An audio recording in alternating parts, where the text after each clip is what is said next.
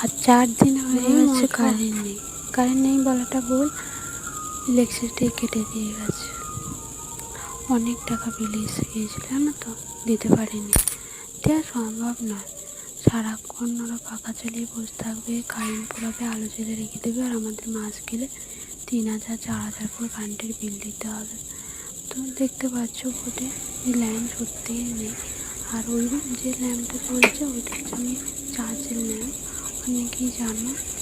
তো তোমরা হয়তো ভাবতে পারো যে মিথ্যে কথা বলছি, কারেন্ট নেই হয়তো ইলেকট্রিসিটি চলে গেছে হয়তো, কিন্তু না, তোমরা বাইরেটা দেখাচ্ছে দেখছো এখানে আলো জ্বলছে, জায়গাতেই কারেন্ট আছে। আমাদের কারেন্টের তার কেটে দিয়েছে বলে আমাদের ঘরে আলো।